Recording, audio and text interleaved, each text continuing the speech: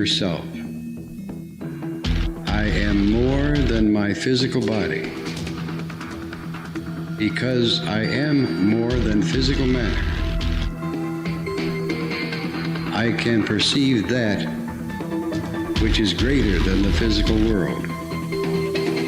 I deeply desire to expand, to experience, to know, to understand, to control, to use such greater energies and energy systems as may be beneficial and constructive to me and to those who follow me. I deeply desire the help and cooperation, the assistance, the understanding of those individuals whose wisdom, development, and experience are equal to or greater than my own. I ask their guidance and protection from any influence or any source that might provide me with less than my stated desires. Do not know all the answers to the questions about reality.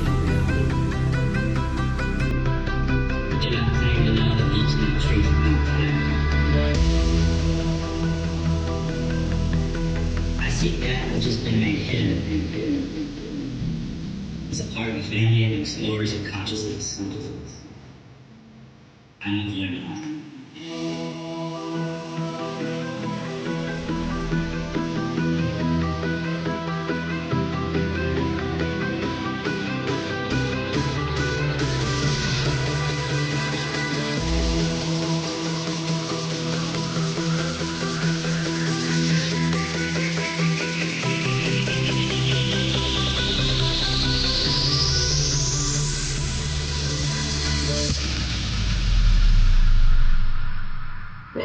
Welcome to Lighting the Void. Broadcasting live from a shack on a hill in the Mossy Creek bottoms of Cane Creek, Arkansas. We're live once again on the Fringe FM. It is July the 10th, 2024. And we're live at Fringe.fm, TalkStream Live, the Paranormal Radio app, TuneIn, Live 365 apps, and also on YouTube for now.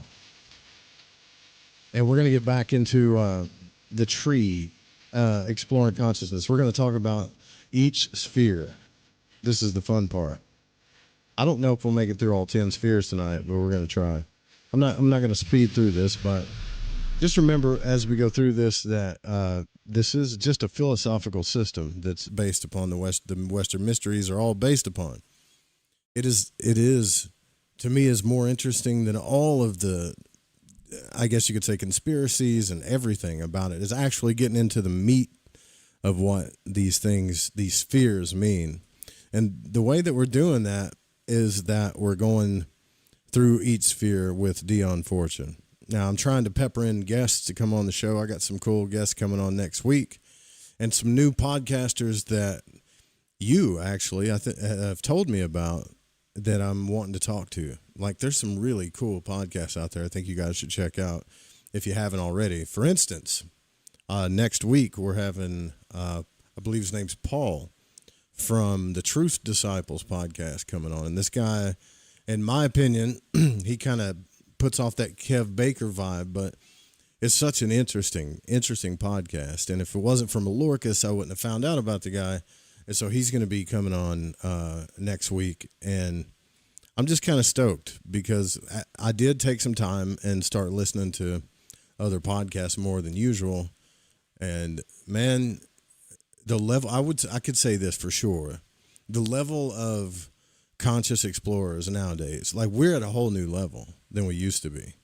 I'm not saying a few years ago people weren't like talking about this stuff. They definitely were, but at this level now, I mean, it kind of gets me stoked. It gets me excited again about it. So naturally, We're doing this stuff live because I hate pre-recording and I hate editing. So, what's up, Wes Gypsy Jenny? Michael Domek, what's up, brother? Thanks for all your support still. I got some stickers up at the Fringe FM. I'm working on some more so you can put on that fancy new truck of yours as you roll down the road. So, and if you got some ideas for stickers too, man, just tell me. If you're like, yeah, that's too plain, I want like this picture, and I can try to make it. It's not a big deal. Because we definitely need all the support we can get at fringe.fm. Also, stay tuned after the broadcast, Tuesdays and Thursday nights. An hour after this broadcast, Jess Rogie comes on, too. We have a bunch of cool shows on the Fringe FM. We play a lot of cool music. Have you heard of the Weaving Spiders podcast? Not yet, but I'll check it out. I'm serious, man. The level of podcasters nowadays is, I know there's a ton, everybody says it, right? Like there's a ton of podcasters out there. But also the quality of shows has increased too. Like, I'm just saying, if you haven't checked out the Truth Disciples podcast, please check that out. All right, so we're going to get into this. So what I'm going to do is, if you're watching the video, I'm going to try to focus in on each sphere as we're talking about it. And remember, this isn't preaching. This is so that we can all come to a better understanding of the Western mystery system. That's all it is. And just to understand the philosophic system of how it works and why magicians use it and all that kind of stuff. And I'm going to try to zoom in here. And for those that are listening on the radio or the podcast, you'll just have to imagine the tree of life. And then we're going to start at the top sphere. We're going to start at this sphere here called Kether, which is the white one with the dot, right? I think I should zoom in on that more. I kind of suck at this YouTube thing. Yeah, see all this fuzzy shit going on here? Yeah, there we go. It's getting a little better. Okay, anyways, this is the sphere we're going to focus on. The first one. So this sphere is called Kether, the first Sephirah. And it's titled Kether, or the crown. And its Hebrew spelling is Kaf Tav Resh, right? From left to right, Kaf Tav Resh. And the magical image, if you want to picture like a magical image for this sphere, is an ancient bearded king seen in profile. Think of an ancient bearded king and his perfect bust, I guess. His perfect, is it bust? That's probably a bad word for it. The profile of the king, right? So his situation on the tree is at the head of the pillar of the equilibrium in the supernal triangle. So the very top triangle, right in the middle, at the very top. In the Yetziratic texts, it is the first path. The first path is called the admirable or hidden intelligence because it is the light giving the power of comprehension of the first principle, which hath no beginning. And it is the primal glory because no created being can attain to its essence. So nothing in creation, supposedly according to this philosophy, will ever attain this essence in pure form. Whatever. We don't know that, though, do we? Some of the titles that are given to it.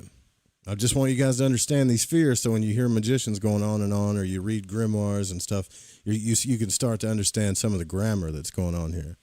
So some of the titles that are given to Kether is the existence of existences, concealed of the concealed, the ancient of ancients, or the ancient of days, the primordial point, the point within the circle, the most high, the vast countenance, the white head.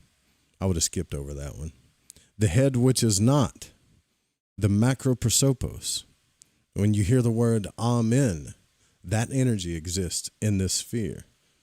Lux occulta, the hidden light. Lux interna, internal light. And then the Hebrew word Hey, too. The God name, the Hebrew God name, is when you hear magicians vibrate Eheye, right?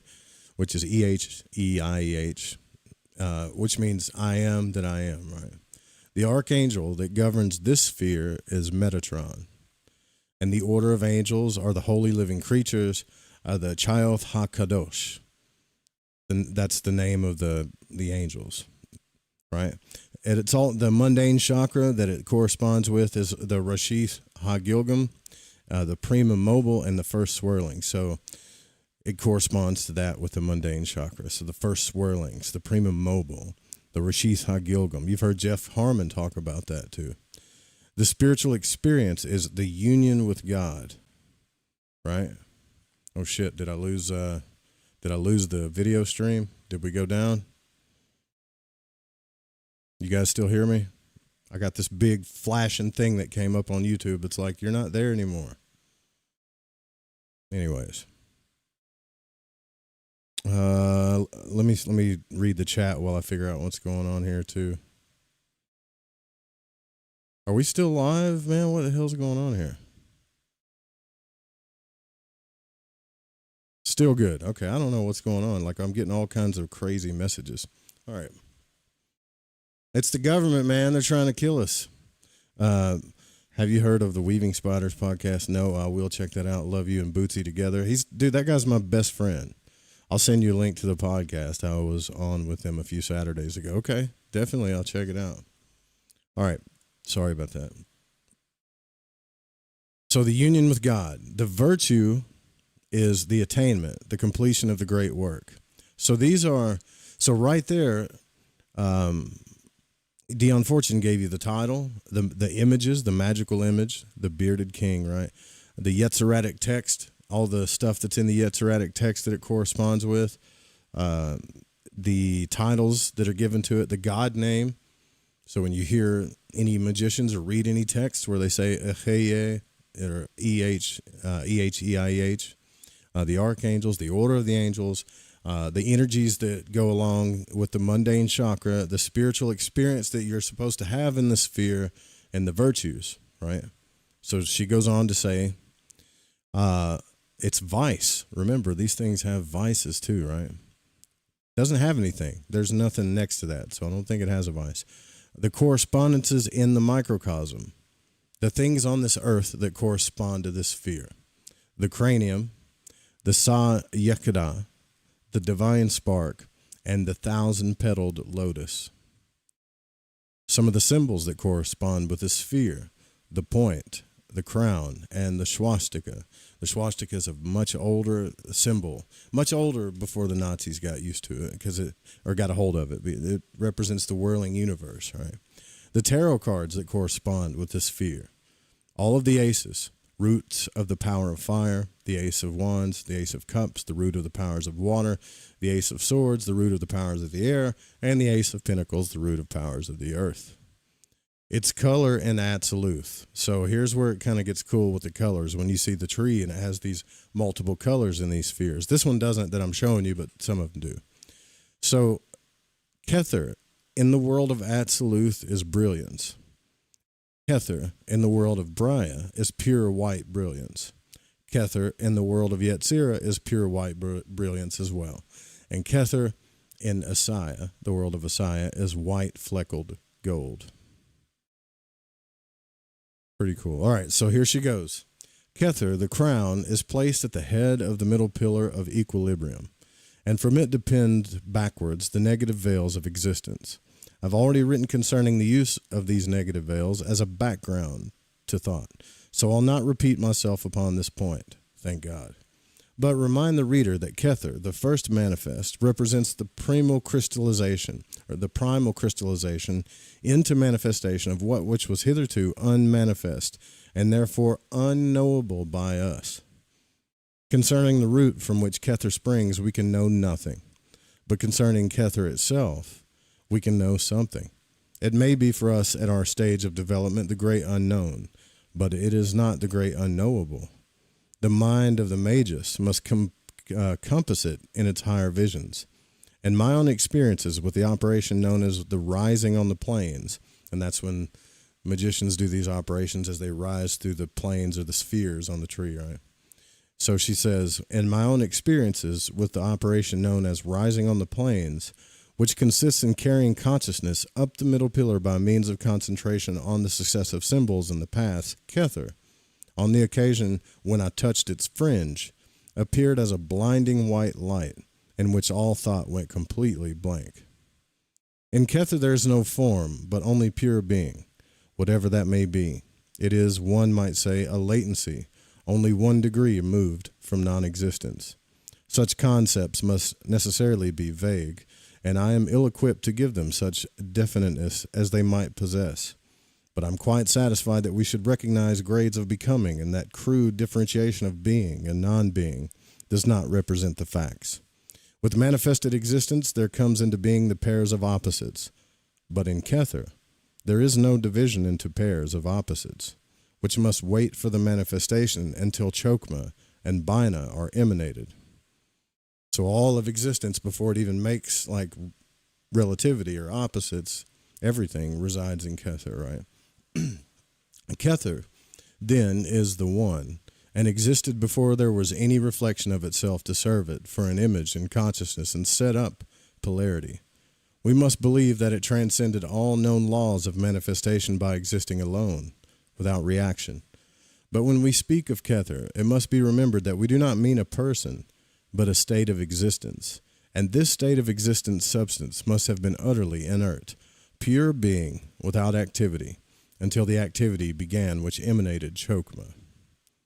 The human mind, knowing no other mode of existence than that of form and activity, has the greatest difficulty in obtaining any adequate concept of an entirely formless state of passivity, which is nevertheless most distinctly not non-being. Yet this effort must be made if we're to understand cosmic philosophy and its fundamentals. We must not draw the veils of negative existence in front of Kether, or we shall condemn ourselves to a perpetual unresolved duality. God and the devil will forever war in our cosmos, and there can be no finality to their conflict. We must train the mind to conceive the state of pure being without attributes or activities. We may think of it as the blinding white light, undifferentiated, into rays by the prism of form, or we may think of it as the darkness of interstellar space, which is nothing, but yet contains the potentialities of all things. These symbols, dwelt upon the inner eye, are greater aid to the understanding of Kether than any amount of exact philosophical definitions. We cannot define Kether.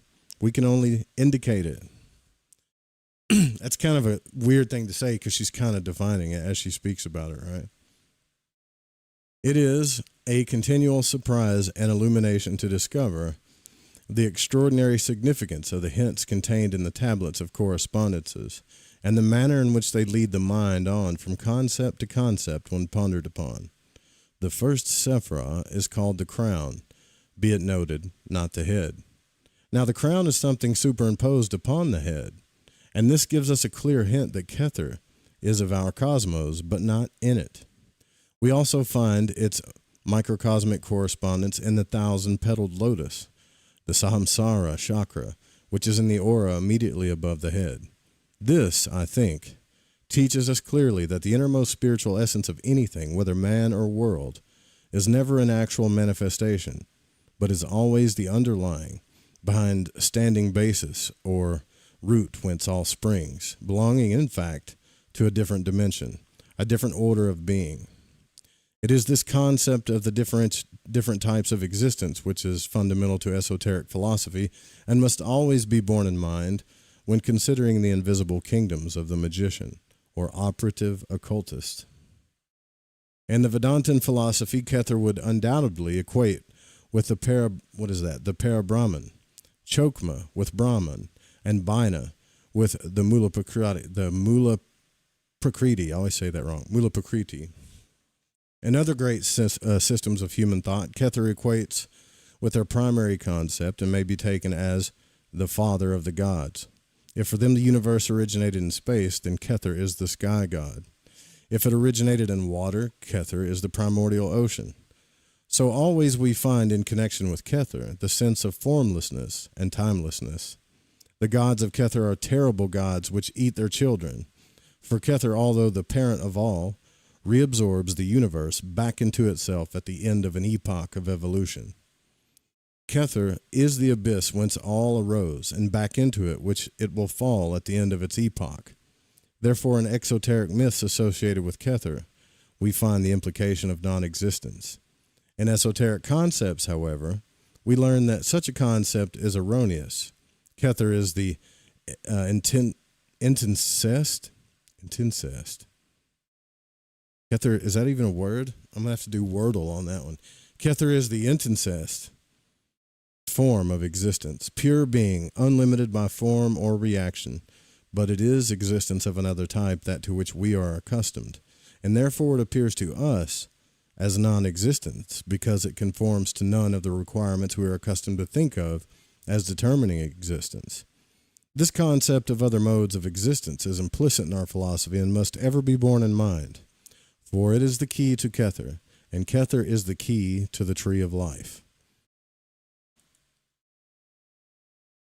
The Yetziratic text descriptive of Kether, like all the sayings of the Sefer Yetzirah, is a hidden saying. It calls Kether the hidden intelligence, and this appellation is confirmed by several other titles given to Kether in the Kabbalistic literature. It is the concealed of the concealed, the inscrutable height, the head which is not. And here again we get confirmation of the idea that the crown is above the head of the celestial man, the Adam Kadmon. That pure being stands behind manifestation and is not absorbed into it, but rather emanates or projects it. And as we express ourselves in our works, so does Kether express itself in manifestation. But a man's works do not constitute his personality, but are the expression of its natural activity. So, it is with Kether, its mode of existence is not manifested, but is the cause of manifestation. We have hitherto considered Kether in Atziluth, that is to say, as its essential and primal essence.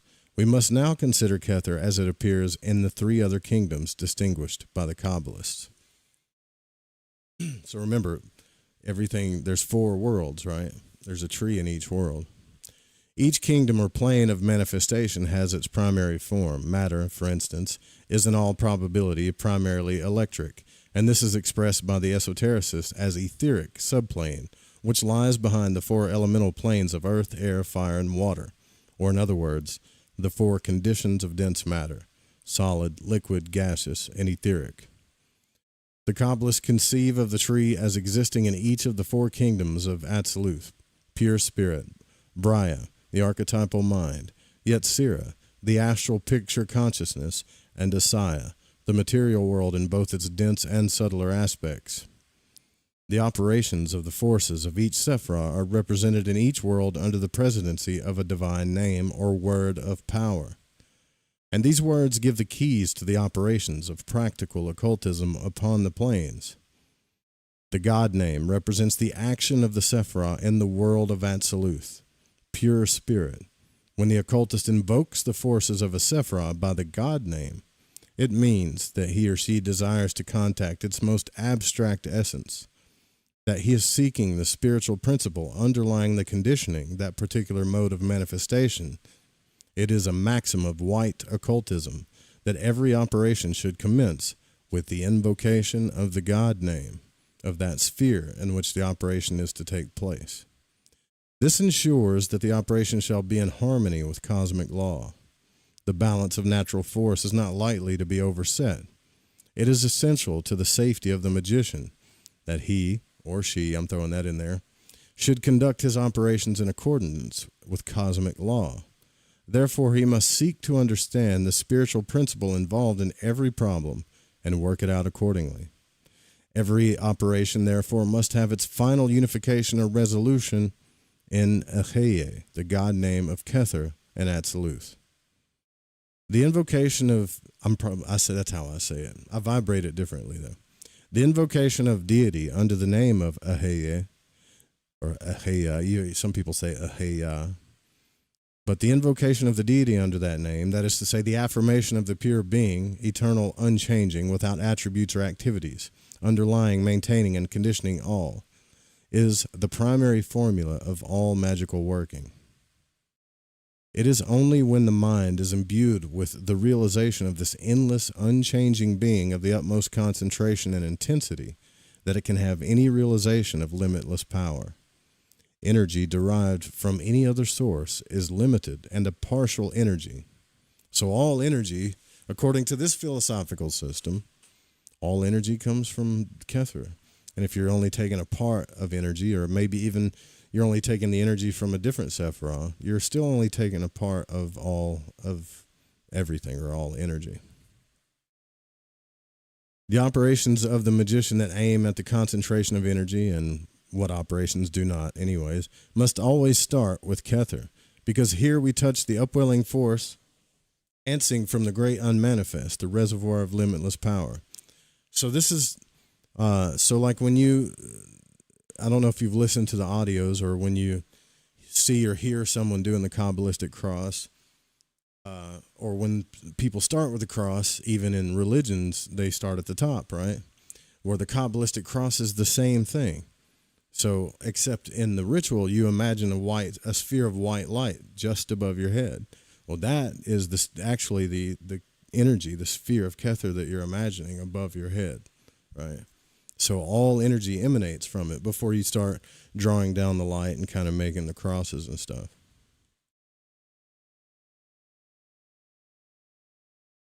It's so Dungeons and Dragons-y, isn't it? But it works.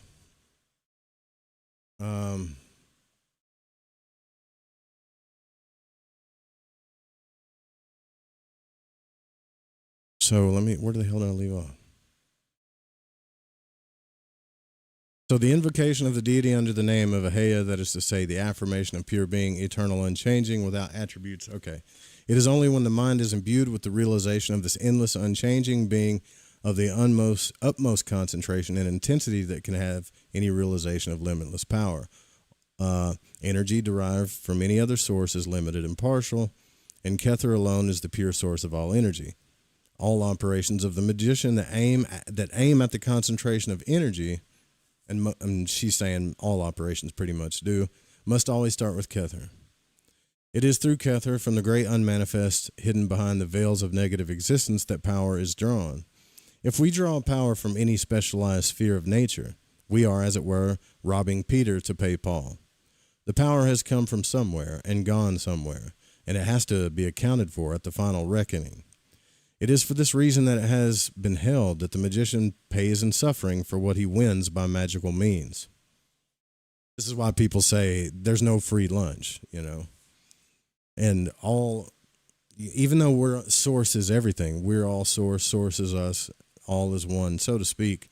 Kether is still the source of the power, right? So you're actually, even if you want to look at this just psychologically, you're actually tapping into the source or the power of the collective, if you want to look at it that way, or the source of all manifestation.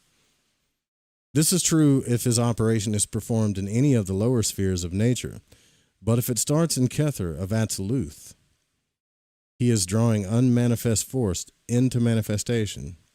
He is adding to the resources of the universe, and providing he keeps the forces in balance, there need to be no untoward reaction and no payment and suffering for the use of the magical powers. Did you hear that? Because a lot of people worry about that, right? Am I going to get like struck down by lightning or whatever? Well, as long as you're keeping things in balance and it's just like in religion when someone says, "Oh, congratulations," after the fight. Congratulations, you're the champion of the world. And the champion picks up the microphone and he says, "I give all the glory to God." It's the same thing, because you're saying, I know that this whole thing, none of this would have happened without that source of power. And science, the Big Bang, whatever you want to call it. This is a point of tremendous practical importance. Students have been taught that the three supernals, Kether, Chokmah, and Bina, are beyond the range of practical working, so as long as we're incarnation. So a lot of students have been taught as long as we're alive, there's no practical way to work with these top three spheres. And she goes on to say, true, they are beyond the range of brain consciousness, but they are the essential basis of all magical calculations. And if we do not work from the basis, we have no cosmic foundation, but are poised between heaven and earth, and we find no place of rest or security, but must ever maintain the magical stresses that keep the astral forms in being. Let me make sure I understand that. So she's saying, yeah, they're beyond the range of our brain consciousness, but they are essential. They're the essential basis, the start of all magical formulas. And if we don't work from that start, we have no foundation. And then which keeps us stuck between heaven and earth, and we have no rest. And then we have to maintain a magical stress that keeps astral forms in being. So in other words, we're just kind of stuck between worlds if we don't understand where there has to be a source. The great difference between Christian Science and the cruder forms of New Thought and autosuggestion is that it starts all its workings in the divine life, an utterly irrational thought. Its attempts to philosophize its system may be, its methods are empirically sound. So she's saying right there, like, even if it doesn't make scientific sense to you, whether it's a religious sense, it doesn't make religious sense, it doesn't matter. Just the method alone works based on her experience. The occultist, and especially the practitioner of ceremonial magic, if uninstructed in this discipline, tends to start his operation without any reference to cosmic law or spiritual principle, and consequently the astral images that he forms are like foreign bodies in the organism of the celestial man or macrocosm, and all the forces of nature are spontaneously directed towards the elimination of the foreign substance and the restoration of the normal equilibrium of stresses. Nature fights the magician tooth and nail. Consequently, whosoever has resorted to unconcentrated magic may never lay down his sword, but must always be on the defensive in order to maintain that which he has won. Damn, think about what she's saying right there. So if you're not drawing down anything, like if, say, whatever you're trying to manifest or draw down, evoke, whatever, if you're not coming from God or Source or Kether, or like if you're not coming from this sphere, then you're going to be in this like magical fight probably the whole time trying to balance these forces. They're going to astrally be all over the place because you didn't start the formula correctly, I guess, you know. Nature fights the magician tooth and nail consequently, and whosoever has resorted to unconsecrated magic may never lay down their sword, but must always be on the defensive in order to maintain that which has won. So you'll be fighting to protect your manifestations, I guess. But the adept who starts his work in Kether of Absolute, that is to say, in spiritual principle, and works that principle downwards to its expression on the planes of form, employing power drawn from the unmanifest for this purpose, has made his operation a part of the cosmic process, and nature is with him instead of against him. That makes sense, right? So even think about when people pray. Everybody starts their prayers with that same formula. They speak to God. They thank God. They go straight towards Source. Before they start talking about their life and everything that they're thankful for, everything that they're asking for, and all their protections and their forgivenesses and everything, they start with God or Source, and they end it with God or Source. Make no mistake about it. Prayer and ceremony are very, very close together. Whatever name you want to call Source is whatever name you want to call Source. And in this system, all of those names of Source, specifically the Hebrew name, but all of them belong in Kether, you know. We cannot hope to understand the nature of Kether in Absolute, but we can open our consciousness to its influence, and its influence is very powerful and gives a strange sense of eternity and immortality. We may know when the invocation of Aheye, or I am that I am, in its pure white brilliance has been effectual, because we shall find ourselves realizing with complete conviction the utter impermanence and insignificance of the planes of form and the supreme importance of the one life, which conditions all form as clay in the hands of the potter. Meditation upon Kether. So now she's getting into if you're going to meditate upon the sphere, right? Meditation upon Kether gives us an intuitive realization that the issue of an operation does not matter in the very least. Let the dirty play with the dirt if it pleases the dirt. But once the realization has been obtained, we have lordship over the astral images and can turn them this way and that. So once we have lordship over our astral images, we can do with them what we please. It is only when the operator cares nothing for the outcome of the operation on the physical plane that he attains to this complete lordship over the astral images. There's that have no lust for results thing again, right? He is concerned simply and solely with the handling of the forces and the bringing of them through into manifestation and form, but he does not care what form the forces may ultimately assume. He leaves that to them, for they will assuredly assume the form that is most consonant with their nature, and thus be truer to cosmic law than any design which his limited knowledge could assign to them. This is the real key to all magical operations, and their sole justification. For we may not turn the universe round and about to suit our whim or convenience, but are only justified in the deliberate work of magic when we work with the great tide of evolving life in order to bring ourselves into fullness of life, whatever form that experience or manifestation may take. End quotes. I am come that they may have life, and that they might have it more abundantly, said our Lord. And that should be the word of the magician. Life, and life alone, should be his word, and not any specialized manifestation of it as wisdom, power, nor even love. Damn. That's a deep subject right there. If you really think about what she's saying, it's more than just like a lust for results, right? Because as we live, we want to manifest, most people want to manifest wealth, health, and abundance, right? Like, what is it? Wealth, health, and relationships. Good health, good relationships, good money. But what she's saying is you can bring all these forces down, I guess, and know where they come from. Make sure you have them in astral form, but you have to let nature sort them out. You can't try to control it or even care what nature does. You have to let them, the forms themselves, sort them out. Pretty crazy. It's been a while since I read this, so it's a good brush up. So those who have followed the preceding discussion point by point may not be able to see some significance in the cryptic words of the Yetziratic text assigned to Kether. The words hidden intelligence convey a hint of the unmanifest nature of the existence of Kether, which is confirmed by the statement that no created being can attain to its essence. So that is to say, no being using as its vehicle of consciousness any organism of the planes of form. So when, however, consciousness has been exalted to the point where it transcends, though it receives from the primal glory the power of the comprehension of the first principle, or in other words, then shall we know even as we are known. I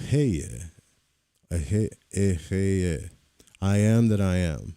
Pure being is the God name of Kether, and its magical image is an ancient bearded king seen in profile.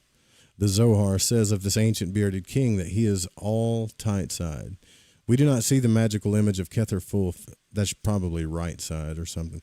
We do not see the magical image of Kether full face, that is to say complete, but only partially. There is an aspect which must ever be hidden from us, like the hidden side of the moon. This side of Kether is the side that is towards the unmanifest, which is the nature of our manifested consciousness, prevents us from comprehending, and which must ever be a sealed book to us. But accepting this limitation, we may gaze in contemplation upon the aspect of Kether, the profile of the ancient bearded king, presented to us, reflected downwards into form. Ancient is the king, the ancient of ancients, and the ancient of days. For he was from the beginning, when countenance beheld not countenance, a king he is, because he rules all things according to his supreme and unquestioned will. In other words, it is the nature of Kether that conditions all things, because all things are evolved from it. Bearded he is, because in the curious symbolism of the rabbis, every hair of his beard has significance. You know, when you read the Zohar, they talk about the beard. It has all these analogies like the bearded king and all this stuff. The manifestation of the forces of Kether in Bria, which is the second world I've shown y'all in that graph, the world of the archetypal mind, is said to be through the archangel Metatron, the prince of the countenances, who, tradition averses, was the teacher of Moses. The Sefer Yetzirah says the 10th path, Malkuth, that it causes an influence to flow from the Prince of Countenance, the Archangel of Kether, and is the solace of illumination of all the lights of the universe. It should be the source. There's a lot of typos in this book, so I apologize. Thus plainly do we learn that not only does spirit flow out into manifestation in matter, but matter by its own energy draws spirit into manifestation.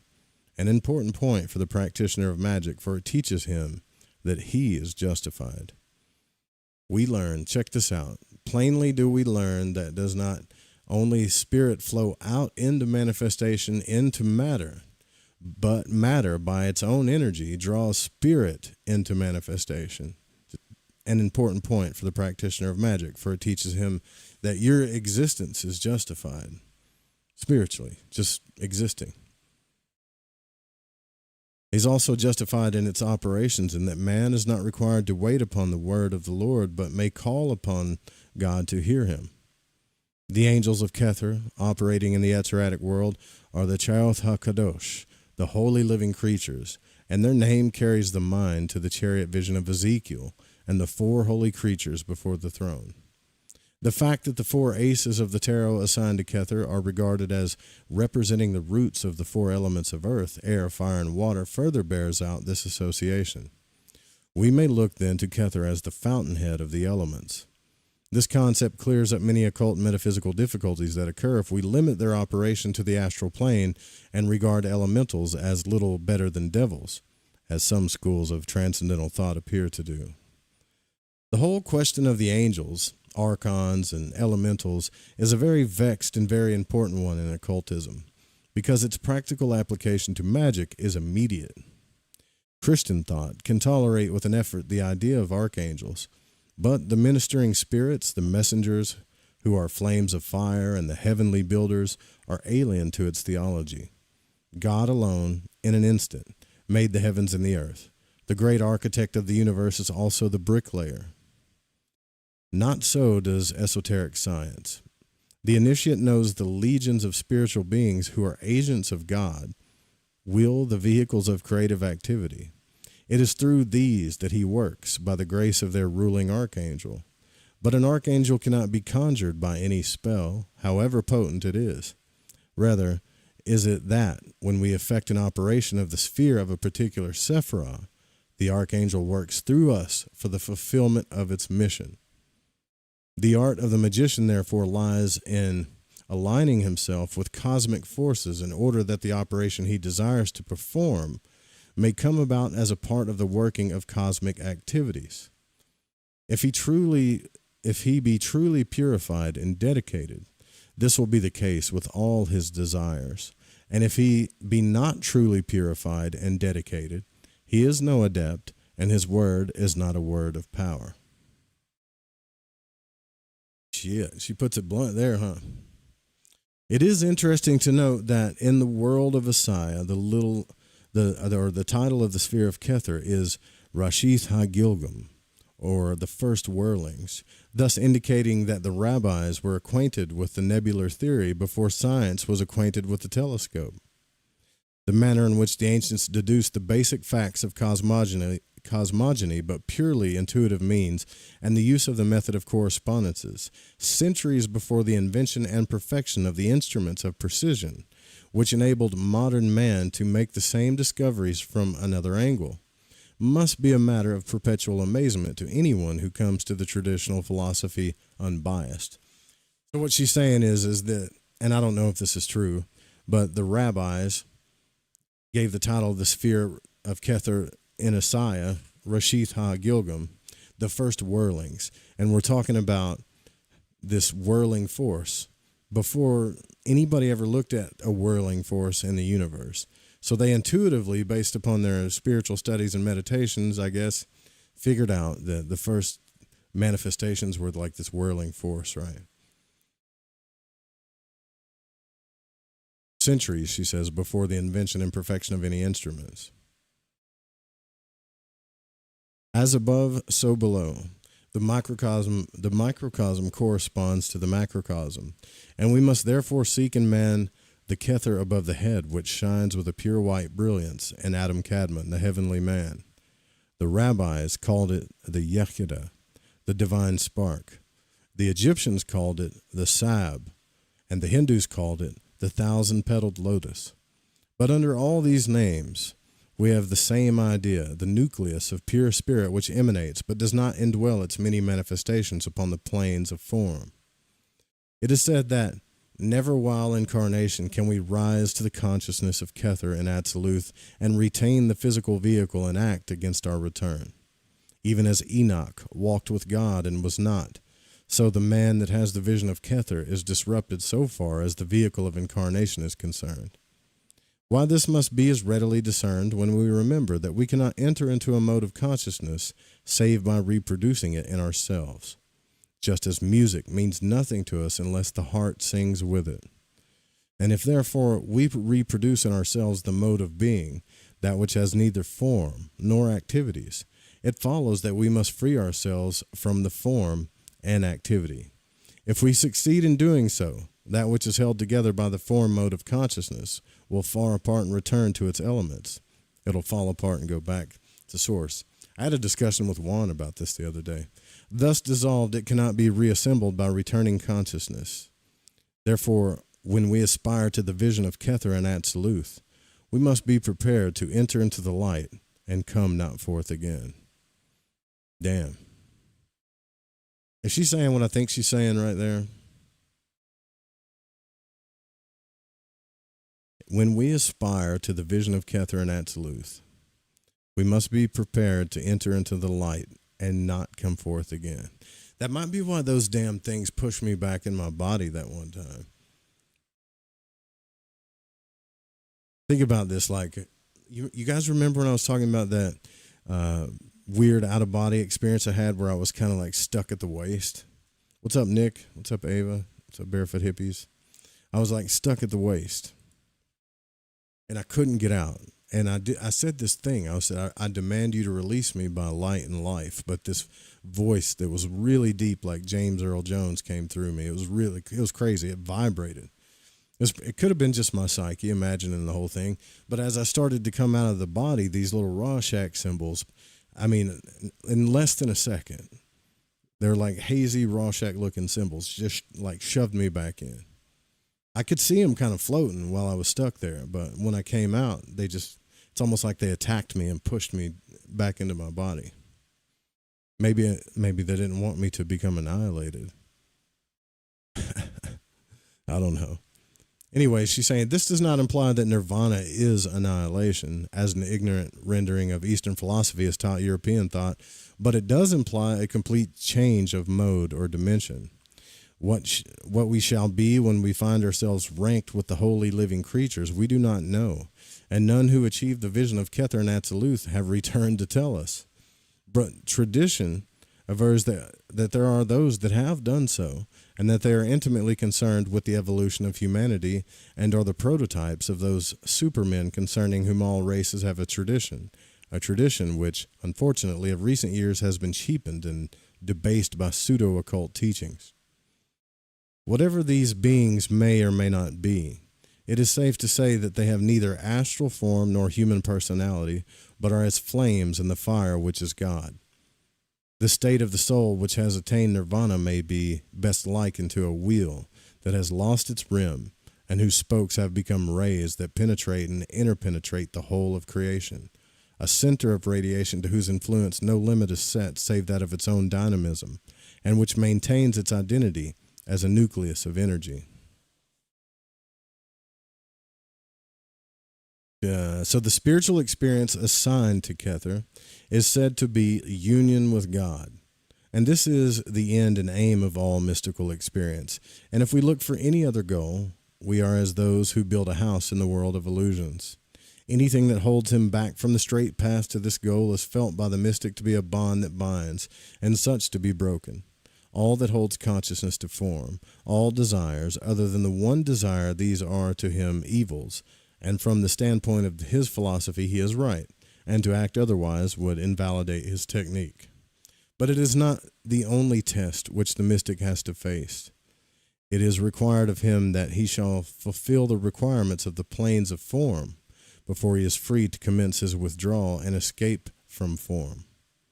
There is a left-hand path that leads to Kether, the Kether of the clip-off, which is the kingdom of chaos. If he embarks upon the mystic path prematurely, it is thither he goes, and not to the kingdom of light. To the man who is naturally of the mystic path, the discipline of form is incongenial, and it is the subtlest of temptations to abandon the struggle with the life of form that resists his mastery and retreat back up the plains before the nadir has been rounded and the lessons of form have been learnt. Holy shit. Check this next part out, right? Form is the matrix in which the fluidic consciousness is held till it acquires an organization of proof against dispersal, till it becomes a nucleus of individuality differentiated out of the amorphous sea of pure being. If the matrix be broken too soon, before the fluidic consciousness had become set as an organized system of stresses stereotyped by repetition, consciousness settles back again into formlessness, even as the clay returns to mud if freed from the supporting restraint of the mold before it has set. If there is a mystic whose mysticism produces mundane incapacity or any form of disassociation of consciousness, we know that the mold had been broken too soon for him, and he must return to the discipline of form until its lessons has been learnt and his consciousness has attained a coherent and cohesive organization that not even nirvana can disrupt. Let him hew wood and carry water in the service of the temple, if he will, but let him not profane its holy place with his pathologies and immaturities. I wonder if she's speaking about Crowley. Those guys are always trying to cross the abyss, right? They haven't learned all the lessons that the soul needs to learn from form, from being in a form. And yet, let's cross the abyss. It never made sense to me because you just disperse and go back to nothingness, if not turn into something crazy or die. So the virtue of Kether is that of attainment, the completion of the great work, and to use a term borrowed from the alchemists, the great work. Without completion, there can be no attainment, and without attainment, no completion. Good intentions weigh light in the scale of cosmic justice. It is by our completed work that we are known. True, we have all eternity in which to complete it, but complete it we must, even if to the final yod.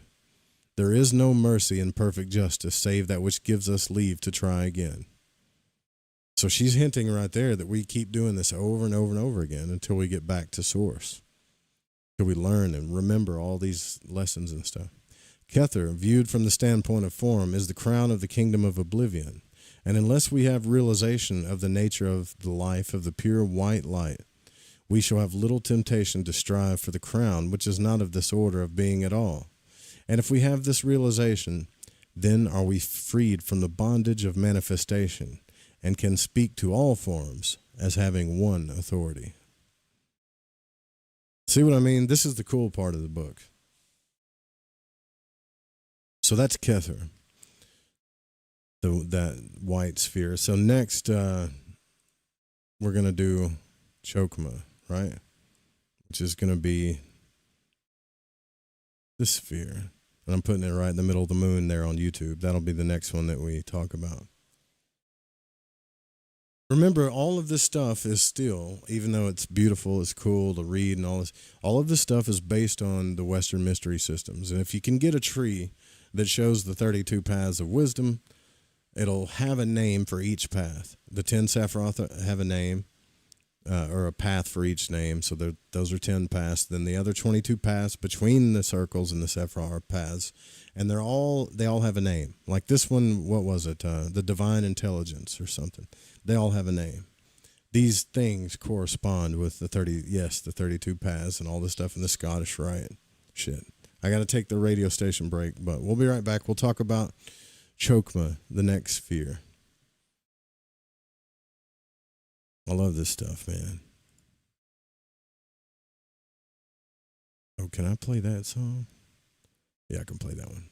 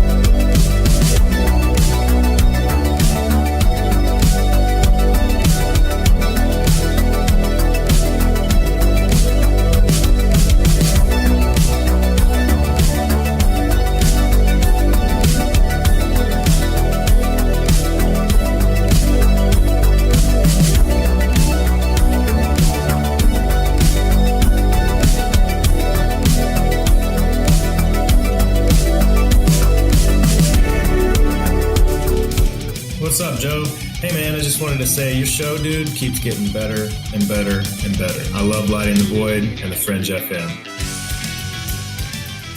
So, you love talk radio? Then you'll love TalkStreamLive.com. TalkStream Live is always on, 24/7 with the best streaming talk shows. Find your favorite talkers and discover some new ones. It's free, readily available online or on mobile with any smartphone or tablet. Finding your favorite talk shows all in one place has gotten a whole lot easier. Just go to TalkStreamLive.com. Be sure to download the free apps from Google Play or the iTunes App Store. I think by now we can get the information.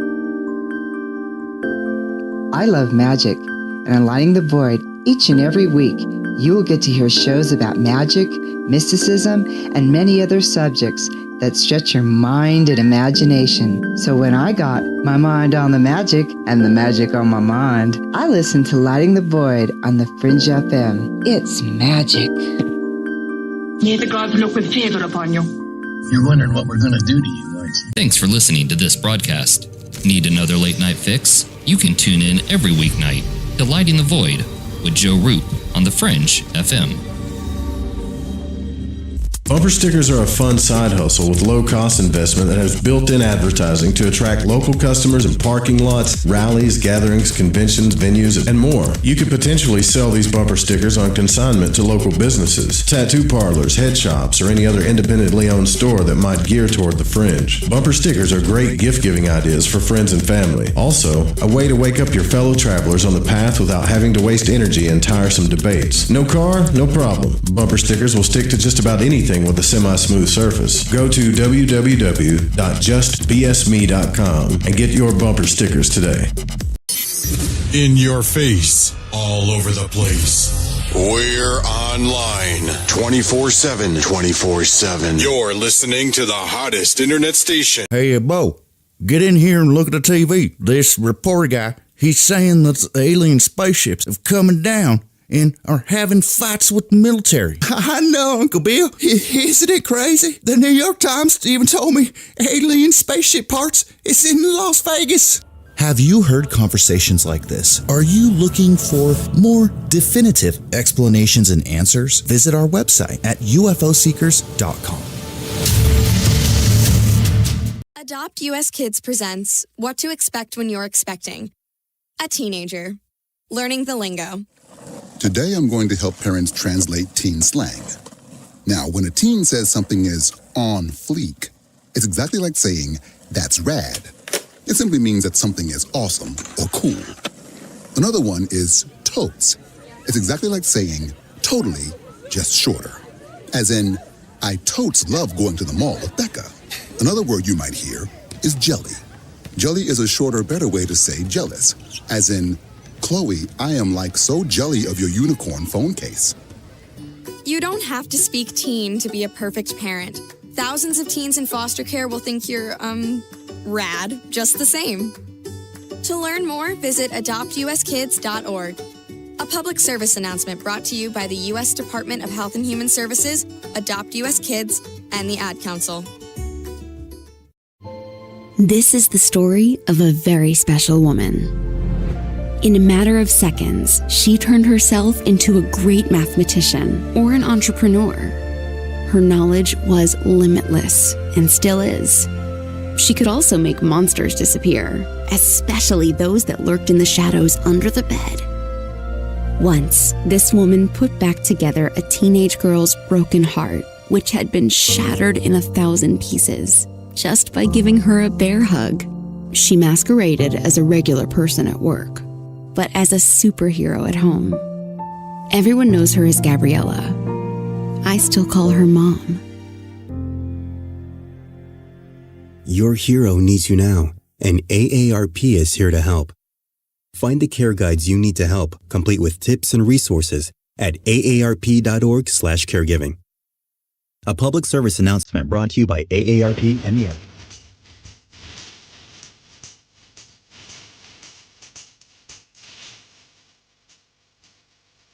You're listening to Lighting the Void Radio.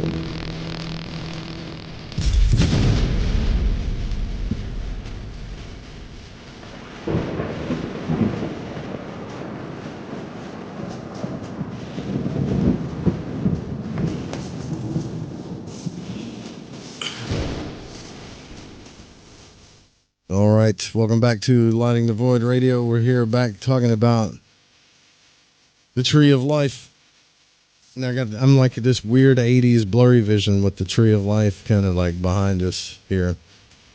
If you can, please do support the Fringe FM. Like, we got to raise I think like $200 by next week. Somehow we have to. I don't know how, but we have to by next, I want to say Wednesday. So if you can support, please do so. That would be great. You can do that by donating, but you can also do that by buying shirts, and there's stuff at the Patreon store and all kinds of different ways that you can support. Their links are there in the description.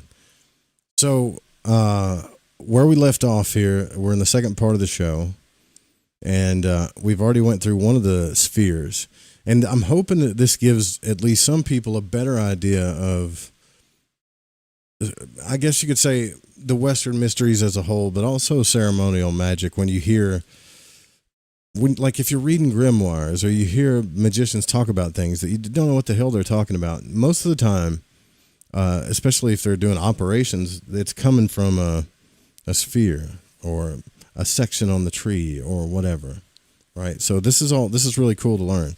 And this is my favorite part of the book, because we're reading the Mystical Qabalah by Dion Fortune, part 2, where she gets into all of the spheres. And we went over Kether, which is the very top sphere on the tree. And remember that the manifestation happens in a lightning flash, right? So from Kether to Chokmah to Bina to Chesed to Geborah to Netzach to Hod, like this kind of zigzaggy flaming sword, or some people call it the lightning flash or whatever. All right. And I have a video. If you go to the video section, I made a playlist called like the Mystery Schools or whatever.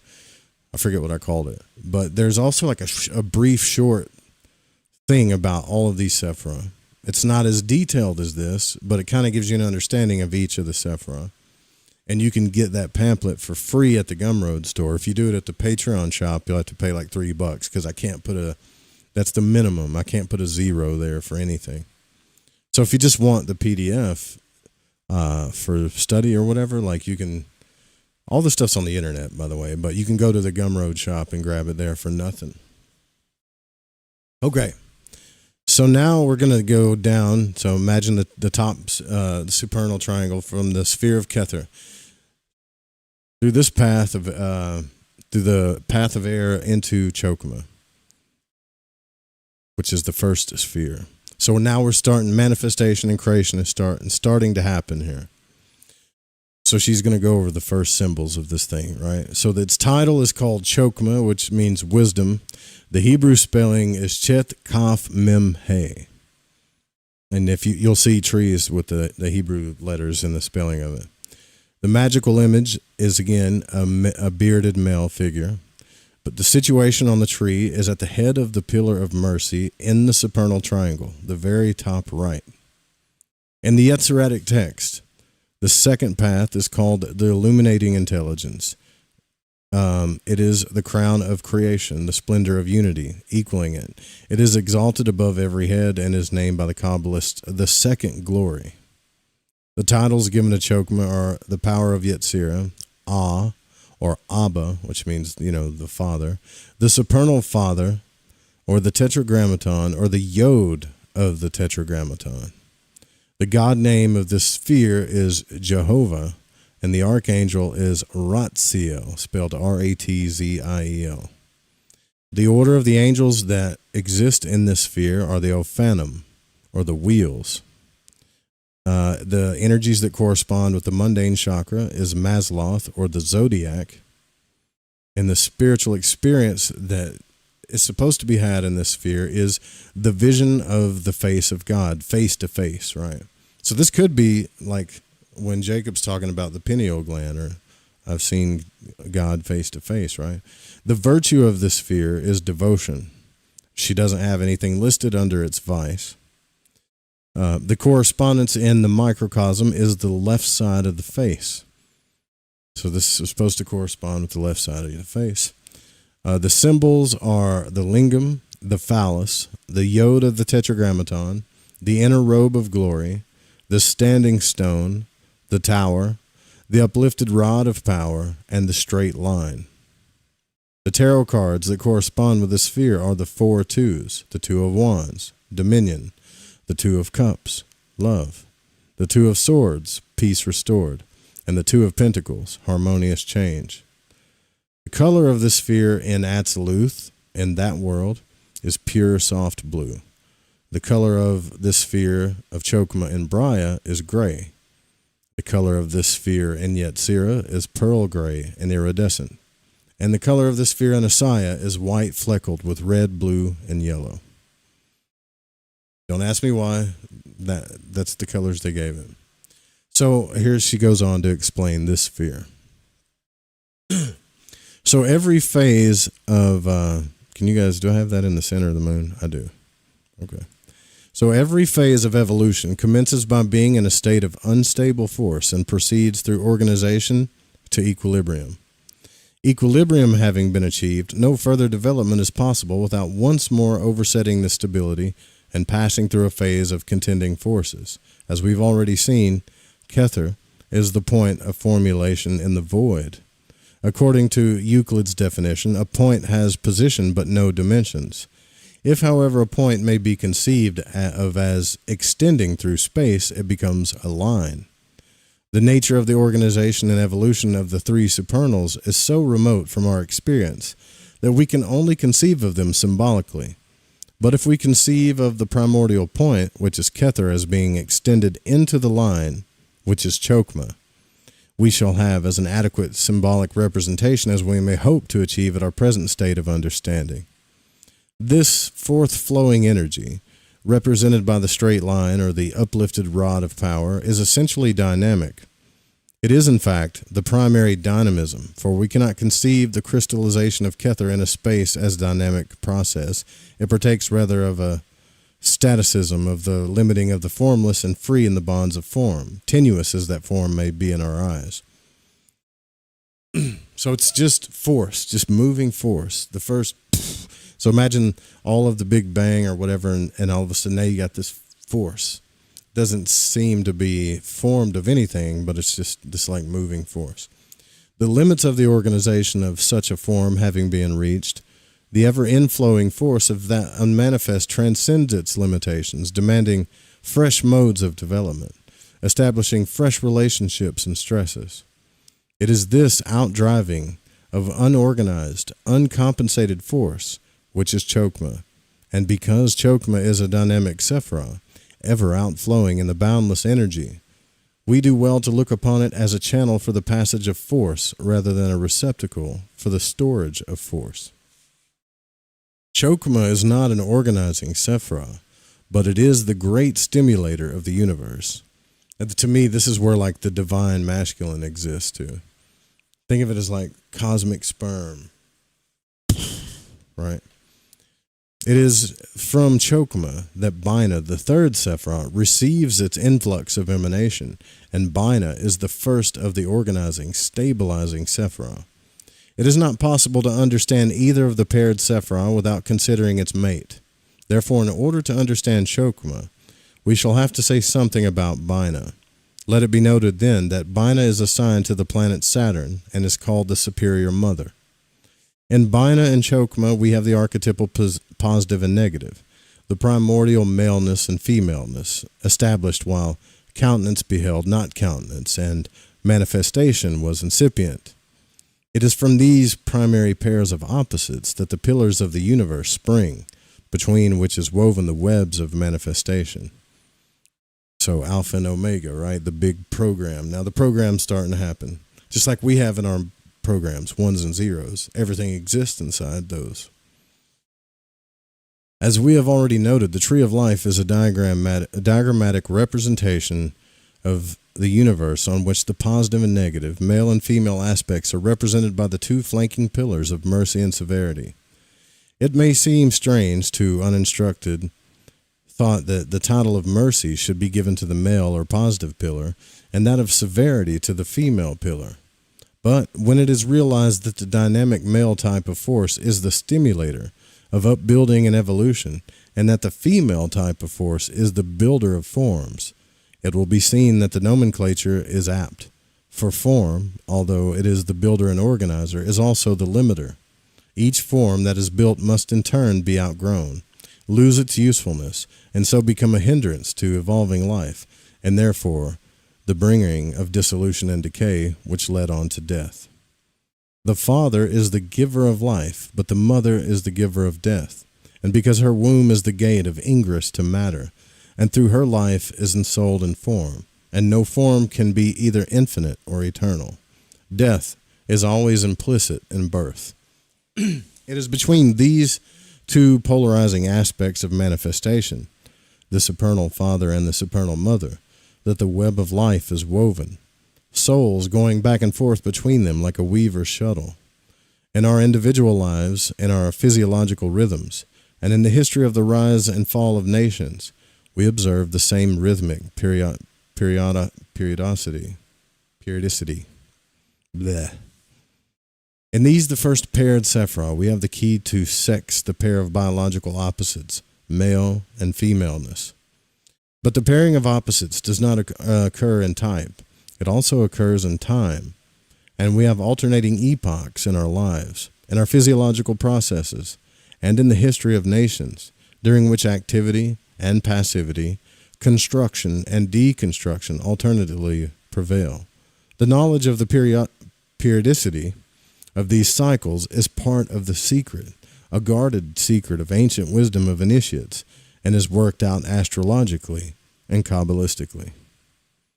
This is why when you go into like the Masons like halls and stuff, they have checkerboard floors, right? Because I mean, that's existence, that's nature. There's nothing you can do about it. The polarity is polarity. The magical image of Chokmah and the symbols assigned to it bear out this idea. The magical image is that of a bearded male, bearded to indicate maturity, the father who has proved his manhood, not the untried virgin male, not the little boy. The symbolic language speaks plainly, and the lingam of the Hindus and the phallus of the Greeks are the male generative organ in their respective tongues. The standing stone, or the tower, and the uplifted rod all signify the same viral member at its most potent. It must not be, however, that Chokmah is a phallic or sexual symbol and nothing else. It is primarily a dynamic or positive symbol, for maleness is a form of dynamic force, just as femaleness is a form of static, latent or potential force, inert till stimulus be given. The whole is greater than the part, and Chokmah and Bina are wholes of which sex is a part. In understanding the relationship which sex has to polarizing force as a whole, we find the key to the right understanding of sex, and we can assess against a cosmic standard in the teachings of psychology and morality relating thereto. We can also see how it comes about the subconscious mind of man that can represent the sexes by so many and such diverse symbols, as the Freudians aver, and why sublimination of the sexual instinct is possible, as the moralists aver. Manifestation then is sexual inasmuch as it takes place always in terms of the pairs of opposites, and sex is cosmic and spiritual because it has its roots in the three supernals. We must learn not to dissociate the airy flower from the earthly root, for the flower that is cut off from its root fades, and its seeds are barren, whereas the root secure in Mother Earth can produce flower after flower and bring their fruit to maturity. Nature is greater and truer than conventional morality, which is often nothing but taboo and totemism. Happy the people whose morality embodies nature's laws, though, for they shall lead her harmonious lives and increase and multiply and possess earth. Unhappy are the people whose morality is a savage system of taboos designed to propitiate an imaginary Moloch of a deity, for they shall be sterile and sinful. Equally unhappy the people whose morality outrages the sanctity of natural processes, and in plucking the flower has no regard for the fruit, for they shall be diseased of the body and corrupt of the state. Damn. Seems like she's preaching a little there, doesn't she? Doesn't. So in Chokmah, then, we must see both the creative word, which is said, "Let there be light," and the lingam of Siva and the phallus adored by the Bachantis. We must learn to recognize dynamic force and revere it to wherever we see it, for its God name is Jehovah, or the Tetragrammaton.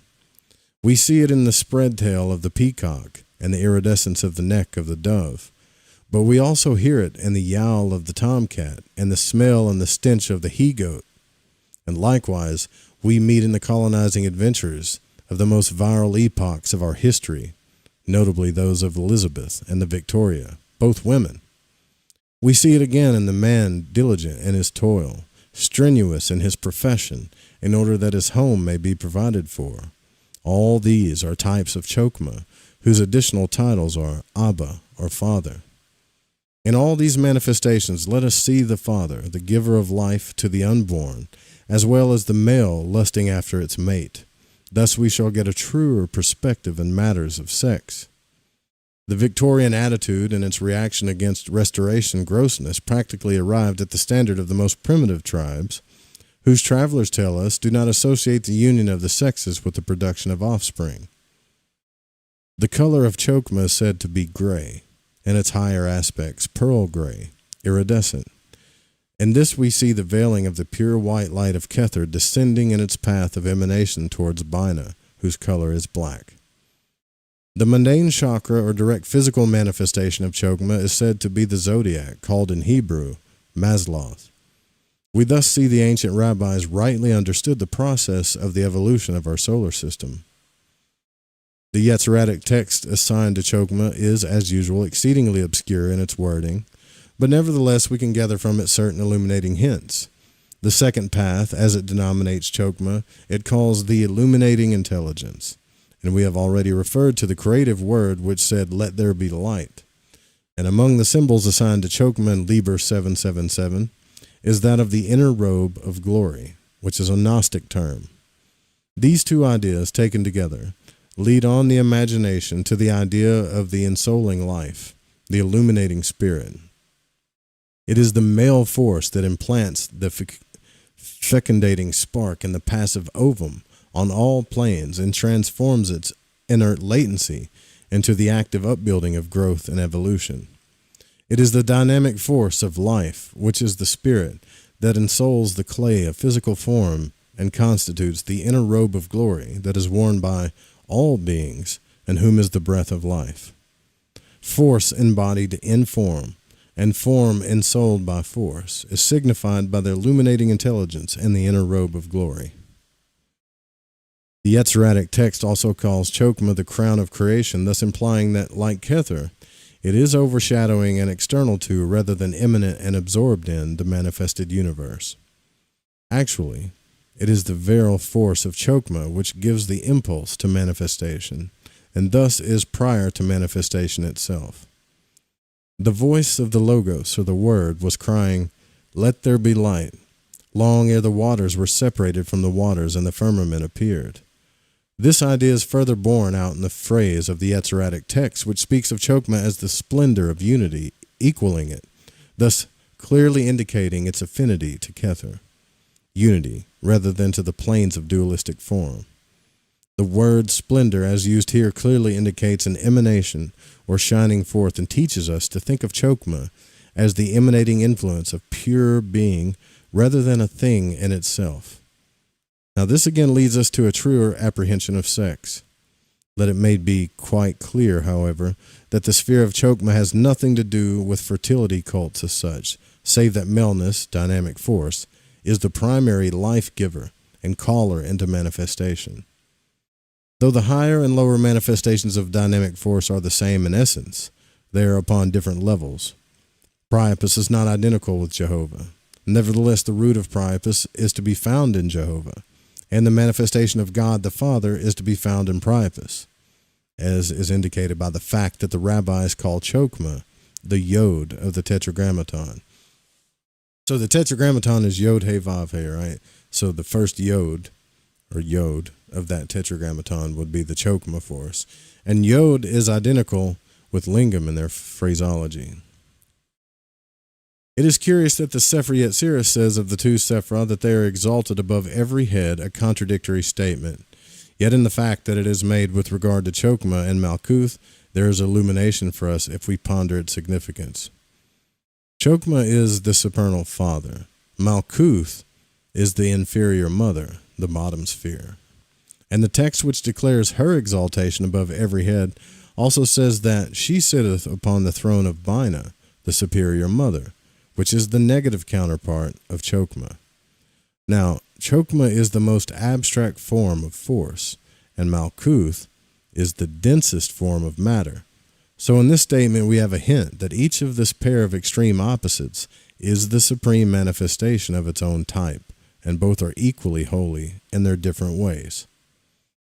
We must distinguish between the fertility rite, the vitality rite, and the illumination or inspiration rite, which calls down the Pentecostal tongues of flame. The fertility cult aims at plain and simple reproduction, whether of flocks, fields, or wives. It belongs to Yesod, and has nothing whatever to do with the vitality cult, which belongs to Netzach, the sphere of Venus. This concerns certain very important esoteric teachings on the subject of the vitalizing or magnetic influences which the sexes have on each other, quite apart from physical intercourse, by the way, and will be dealt with when Netzach, the sphere of Venus, comes to be considered. In other words, we'll talk about that later. The rite of Chokmah, if such can be called, is concerned with the influx of cosmic energy. It is formless, being the pure impulsive dynamic creation, and being formless, the creation it gives rise to can assume any and every form. Hence the possibility of sublimating creative force from its purely priapic aspect. So far as I know, there's no formal magical ceremony of any of the three supernals. They can only be contacted through participation in their essential nature. Kether, pure being, is contacted when we win to realization the nature of existence without parts, attributes, or dimensions. This experience is aptly called the trance of annihilation, and those who experience it walk with God and are not, for God has taken them. Therefore, is the spiritual experience assigned to Kether that of the divine union, of which it is said that those experiences enter into the light, and they come forth not again. So in order to contact Chokmah, we must experience the rush of dynamic cosmic energy in its pure form, an energy so tremendous that mortal man is fused into disruption by it. It is recorded that when Semele, the mother of Dionysus, saw Zeus, her divine lover, in his god form as the thunderer, she was blasted and burnt and gave birth to her divine son prematurely. The spiritual experience assigned to Kether is the vision of the God face to the face, and God Jehovah said to Moses, "Thou cannot look upon my face and live." See how she's talking about the Bible, a pagan text, and the Bible, but it's all kind of telling the same story of the sphere of energy that's coming from here.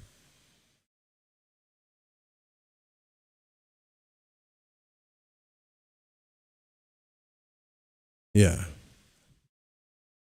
But although the sight of the Divine Father blasts mortals as with fire, the Divine Son comes familiarly among them and can be invoked by their appropriateness of Bacchanalia in the case of the son of Zeus, and the Eucharist in the case of the son of Jehovah. Thus we see that there is a lower form of manifestation which shows us the Father, but that this rite owes its validity solely to the fact it derives its illuminating intelligence, its inner robe of glory, from the Father Chokmah.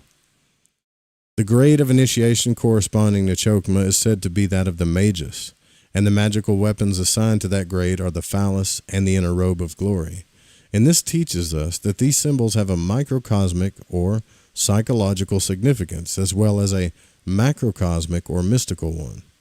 The inner robe of glory must surely signify the inner light which lighteth every man that cometh into the world, the spiritual vision by where the mystic discerns spiritual things, the subjective form of the illuminating intelligence referred to in the Yetziratic text. The phallus, or the lingam, is given as one of the magical weapons of the initiate operating the grade of Chokmah, and this tells us that a knowledge of the spiritual significance of sex and the cosmic significance of polarity concern this grade. Anyone who can see beneath the surface in things mystical and magical cannot fail to be aware of the fact that in the understanding of the tremendous and mysterious potency, which we call sex in one of its manifestations, lies the key to a very great deal. It is not for nothing that sexual imagery pervades the visions of the seer, from the Song of Songs to the interior castle.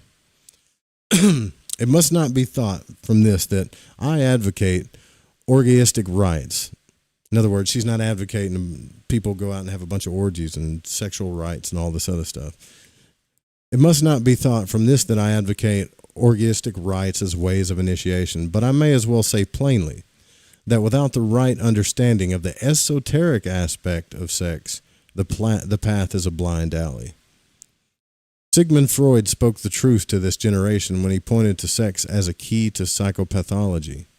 He erred, in my opinion, when he made it the only key to the nine-chambered soul of man, as there can be no health of subconsciousness without the harmony of sex life.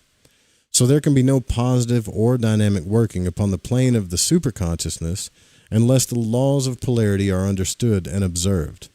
To many mystics, seeking refuge from matter and spirit, this may be a hard saying, but experience will prove it a true one. Therefore it must be said, though there may be few thanks for saying it. But here's what she's saying, okay? Because some people that go on these spiritual paths, they just don't have sex. I can't think of the word for that. It's a word we say all the time. Chastity, whatever. They don't have sex. Abstinent. So that they can experience, one with God. Because it's a whole thing. But what she's saying here is like without understanding these energies, without experiencing, and we're just in the male side of this. We're about to go into the female side of this too. So without experiencing these energies, are you really experiencing the energies like of the cosmos? Because it's obvious that it's there. Even though she's not promoting people go out and have like orgies and stuff like that. So the tremendous downrush of the Chokmah force invoked through the divine four-lettered name comes from the macrocosmic yod to the microcosmic yod and is then sublimated. So unless the subconscious mind is free from disassociations and repressions, and all the parts of the many-sided nature of man are coordinated and synchronized, reactions and pathological symptoms are the result of that downrush. This does not mean that the invoker of Zeus is necessarily a worshipper of Priapus, but it does mean that no man can sublimate a disassociation. When the channel is free from obstructions, the downrushing force can swing round the nadir and become uprushing force, which can be directed to any sphere or turned into any channel that is desired. But like it or not, it will be a downrushing force before it is an uprushing one. And unless our feet are firmly planted on the elemental earth, we shall be like bursting wineskins. So this is, I guess, another thing where, how some people say that they have Kundalini experiences or they start invoking all this energy. Well, if they're not balanced, if they're not purified and balanced, or if they're not ready for that, that force of energy can cause a bunch of crazy shit, So every practical occultist knows that Freud has spoken the truth, even though it is not the whole truth. But they're afraid to say so for fear of being accused of phallic worship and orgy practices. These things have their place, though it is not in the temple of the Holy Spirit. And to deny them their place is a folly for which the Victorian age paid dearly in a rich harvest of psychopathology. Whenever we're working dynamically upon the plane, we are operating the right-hand pillar of the tree and derive our primary energy from the yod force of Chokmah. In this connection, we must refer to the fact that the microcosmic correspondence of Chokmah is given as the left side of the face. The macrocosmic and microcosmic correspondences play an important part in the practical workings. The macrocosm, or the great man, is of course the universe itself, and the microcosm is the individual man.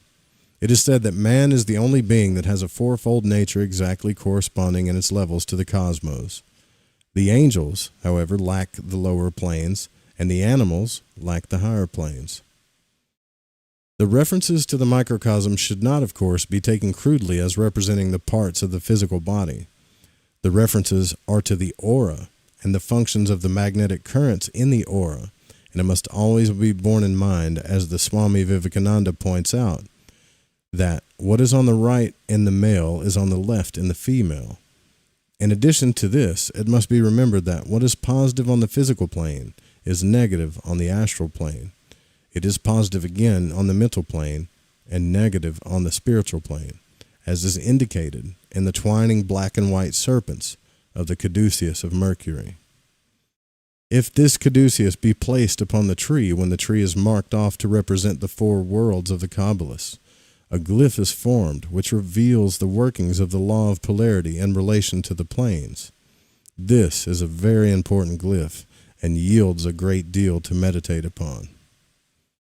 From this we learn that when the soul is in a female incarnation, it will function negatively in Asaya and Bria, but positively in Yetzirah and Atziluth. In other words, a woman is physically and mentally negative, but physically and spiritually positive. And the reverse holds good for a man. In initiates, however, there is a considerable degree of compensation, for each learns the technique of both positive and negative psychic methods.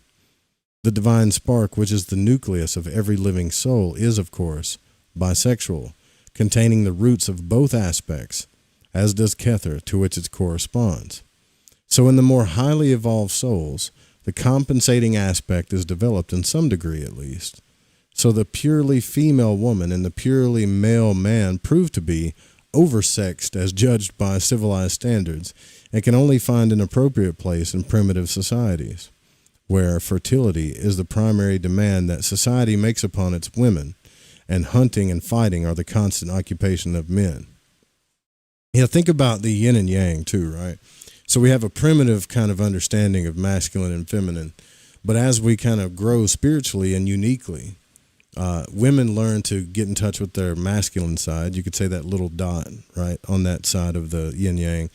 And men learn to get in touch with their feminine side, which is that little dot that they're protecting, right? And this is kind of when you hear that phrase, they're putting their walls up. Well, these little dots are our most vulnerable spots in each male and female. So, but anyways, as we, what I'm trying to say is as we start to balance out our nature, to become masculine is one thing, right? Just to be hardcore masculine is one thing. It's cool. You should embrace it. That's a part of you. But to be divine masculine, to transcend that, is to also come in contact and balance out that part of you that is kind of overcompensated in one area. And it's really been there all along. It's really just an aspect that you've been protecting with your ego your entire life. So maybe that'll shed some light onto why you see all these, like, so many career-driven women and so many simpy dudes. Like, you hear all this shit talk, but these are people that aren't really doing spiritual work to begin with or whatever. They're just kind of going with the flow and probably aren't understanding what the fuck's going on inside of them. For the most part, I don't think any of us do till we actually start to do work, till we actually start to do the work, you know. So we're going to leave off. Shit, I still like to hunt and fish. That's a whole other discussion, though. That's a whole other form of balance. You got Malkuth and, Kether, but you come into the middle, you're kind of spiritual and animal, So this does not mean, however, that the physical functions of the sexes are perverted in the initiate, or that the configuration of the body is modified. Listen to that, because someone's going to say that, oh, she means that they're going to become whatever. No, that's not what she's saying. Esoteric science teaches that the physical form and the racial type which the soul assumes in each incarnation are determined by its destiny or karma, and that the life has to be worked out and lived accordingly. It is inadvisable for us to play tricks with our type, racial or physical, and we should always accept it as the basis of our operations and choose our methods accordingly. There are certain operations and certain offices in the lodge for which a male vehicle is more suitable than a female. And when practical work is on hand, the officers in a ceremony are selected on type. But when the routine training of an initiate is in progress, it is the custom to let everyone take turns at the different offices in order that they may learn to handle the different types of forces and so become equilibrated. Also remember, too, that the Golden Dawn was the first system. So back in like the 1800s and 1700s, when, Freemasonry was strictly a fraternity. Male, that's it, just dudes. The Golden Dawn was the first secret society that opened up this for good reasons, because we're talking about magic and balancing forces, right?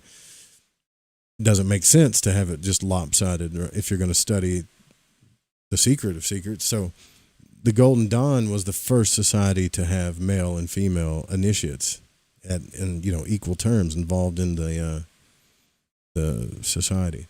So Benjamin Kidd, in his very stimulating book, The Science of Power, points out that the highest type of human being approximates to the infantile. We observe the enormous relative size of the head as compared with the body weight in the infant, and that the secondary sexual characteristics are not present. We find the same tendency appearing in a modified form in the civilized adult. The highest type of man is not a hirsute gorilla, nor is the highest type of woman an exaggerated mammal. The tendency of evolution and civilization is to the approximation of type between the sexes so far as the secondary sexual characteristics are concerned. What percentage of city-dwelling males could grow a really patriarchal beard? The primary sexual character, however, must be maintained unimpaired, or the race speedily dies out. And we have no reason to believe that this is the case, even among our most epicene moderns who feel the divorce courts with abundant evidence of their overflowing philoprogenitiveness. She goes off on tangents about this shit. You can tell she's got some issues a little bit with it. She gets upset at society a lot when it comes to male, female, sex, and these kinds of things. It's in her book, Psychic Self-Defense, she goes off on tangents about that stuff too, a little bit. But she has some good points too. I mean, she's observed a lot of trauma in people. So these things we can understand in the light that is thrown on them when they are placed upon the tree of life. The two pillars, the positive under Chokmah and the negative under Bina, correspond respectively to the Ida and Pingala of the yoga systems. These two magnetic currents running in the aura parallel to the spine are called the sun and the moon currents. In a male incarnation, we work predominantly with the moon forces. If we desire to work with the opposite type of force to that which we are naturally endowed, we have to do so by using our natural mode as the basis of operations, as it were the cannoning of the cushion. The male who wants to use the moon forces employs devices that enable him to get his natural sun force reflected. And the female who wants to use the sun forces employs a device whereby she is enabled to focus them upon herself and reflect them.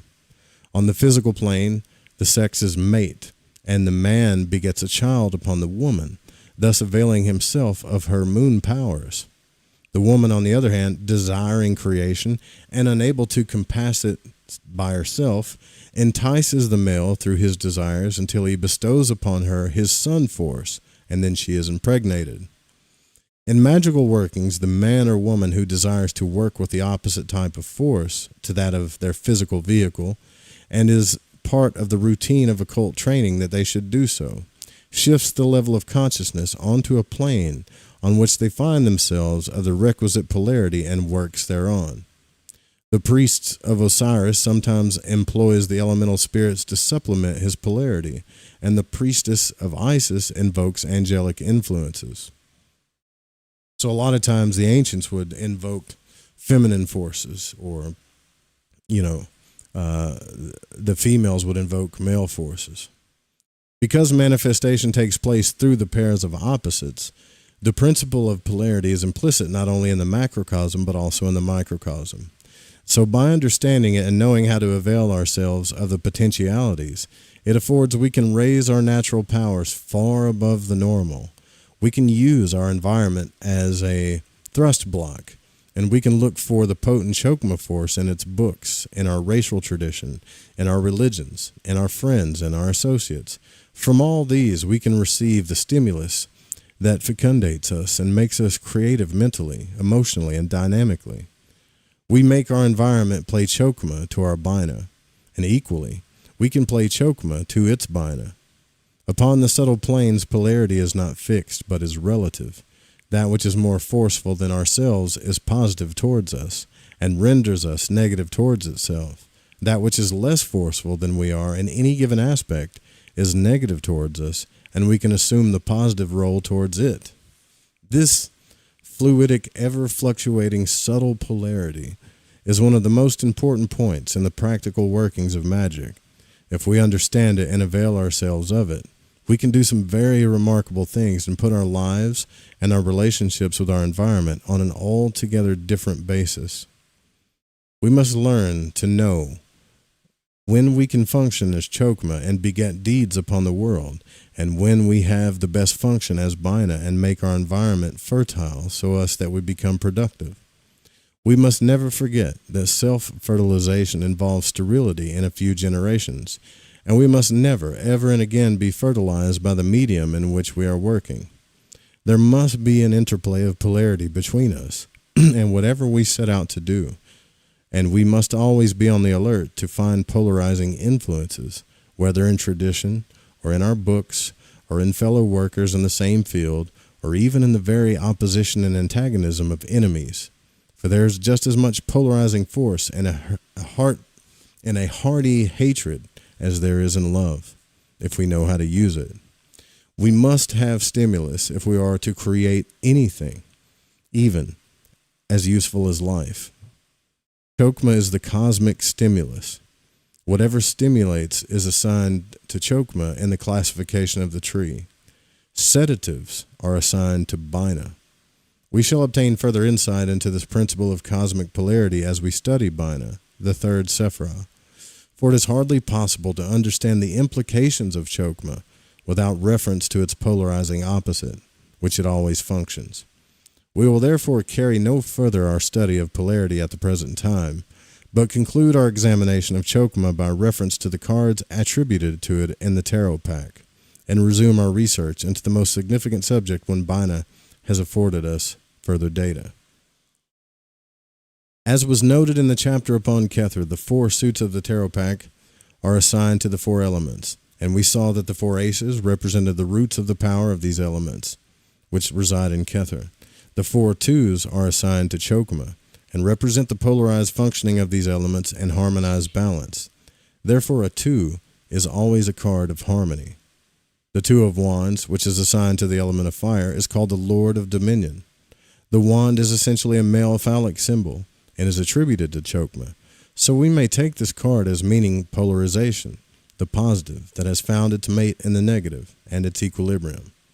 There is no antagonism or resistance to the Lord of Dominion. It says, this is a typo, a contended land accepts his ruler. Bina, fulfilled, accepts her mate. The 2 of Cups, water, is called the Lord of Love, and here again we have the concept of harmonious polarization.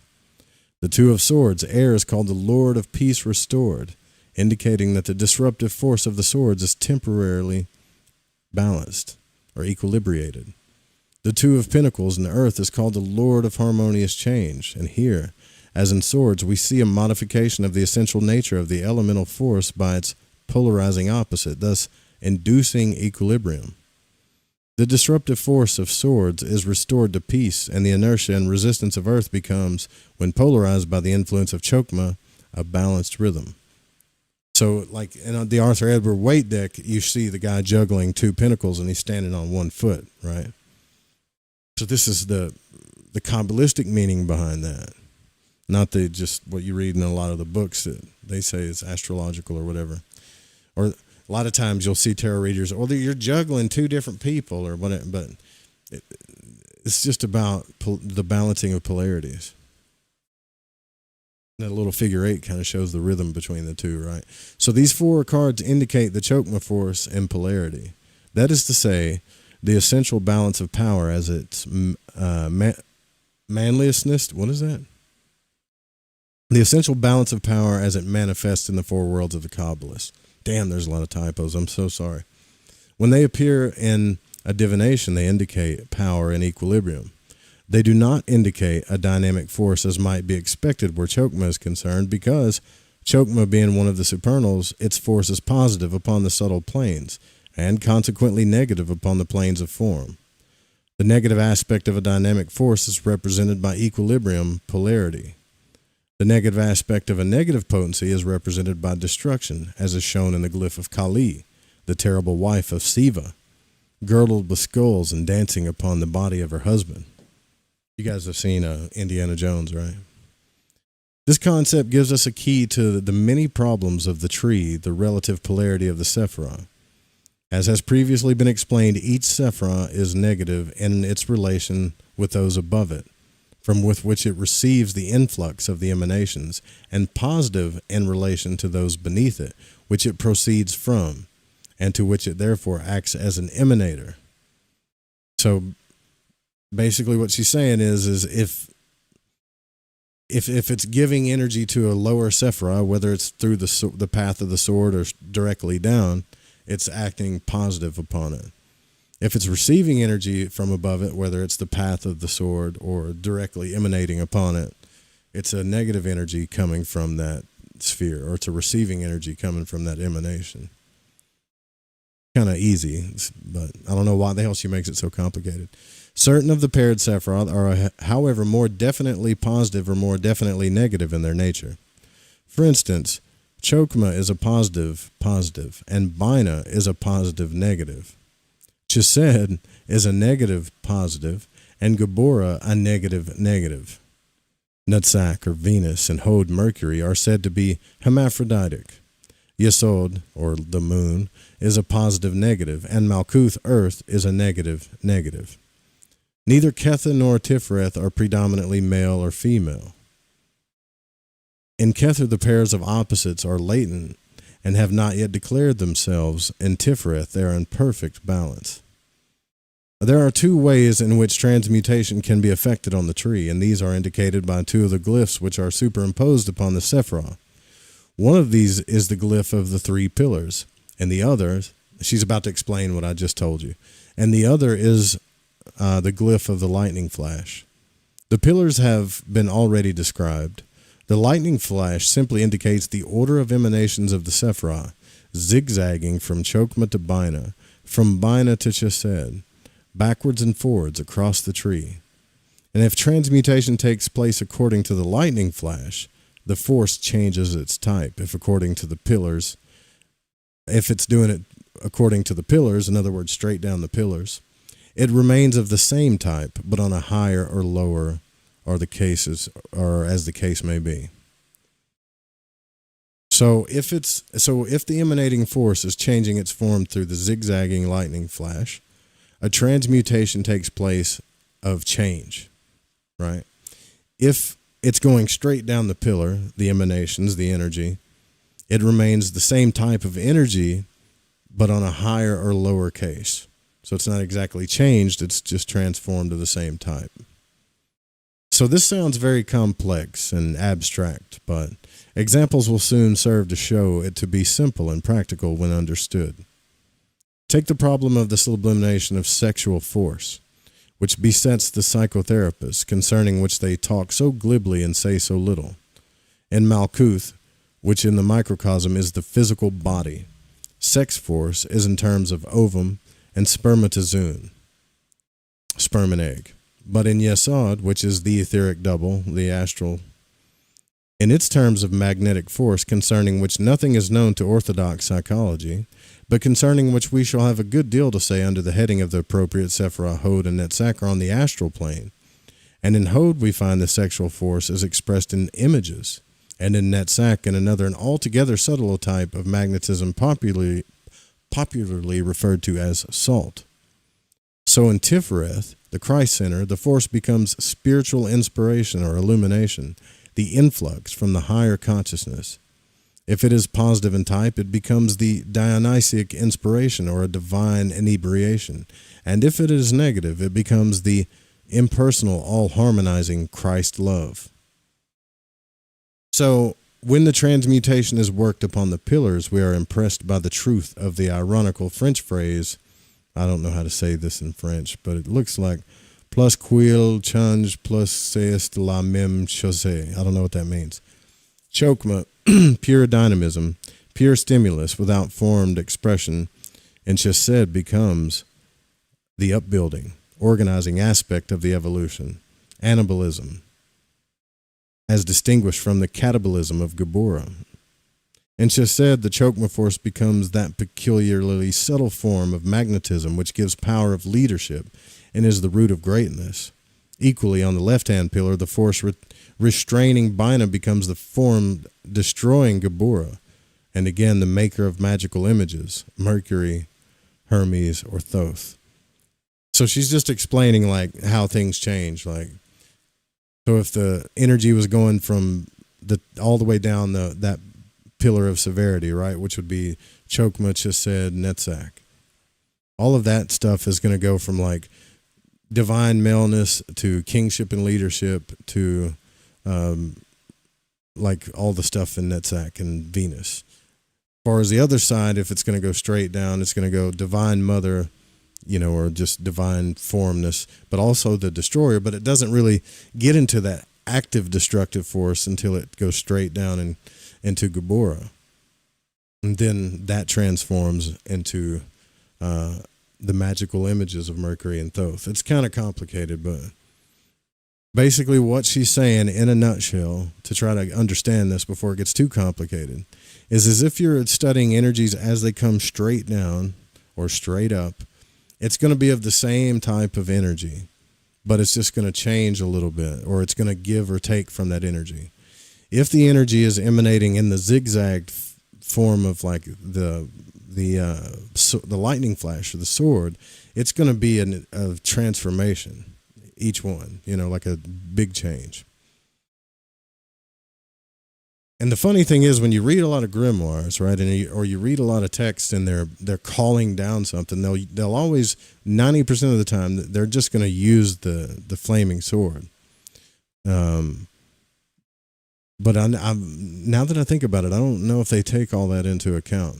So from time to time, the symbols of occult science have leaked out into popular knowledge, and the uninitiated have not understood the method of arranging these symbols in their pattern as the tree, nor of applying them to the alchemical principles of transmutation and distillation, wherein lie the real secrets of their use. Damn. That's a lot, right? PK says, sounds like Dion Fortune appreciated a good beard, though. I like that. Yeah, so I bet she was using the beard as like an example of the beard kind of shows you some men can grow beards like crazy, some other ones can't. It doesn't mean one is less of a man or more of a man, but it does mean the attributes kind of the making of that man has more of the energy of Chokmah would be in, I guess you could say, in that man. More, I don't want to say testosterone, but really it's like a different chemistry.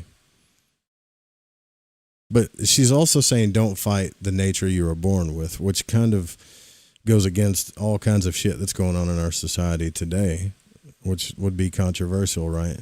So if Dion Fortune was still alive and she was talking to a lot of the magicians of today, she would probably say, look, I don't know why all you people are wanting to be identify yourselves as cats and telephones, or you're not actually a man or actually a woman. Even though you feel all these different things, you should still work with them and be true to what you were born with, because your soul's trying to work something out. Boy, she would have been stoned in the street. Anyway, so we went over the we went over the first supernal, right? These three Sephirah. No, we haven't. We haven't done Bina yet. Tomorrow we'll do Bina, and then that'll be the first the supernal triad. Yeah, like I identify as a pack of cigarettes, like what the, just because certain men don't feel like they're men compared to other men. Like, fucking stop comparing yourselves to people. That's the big problem to begin with. You know what I think a lot of masculinity really is like when she's talking about this dynamic force. Remember when you were a kid, I don't care if you're straight, gay, you identify as a telephone, whatever.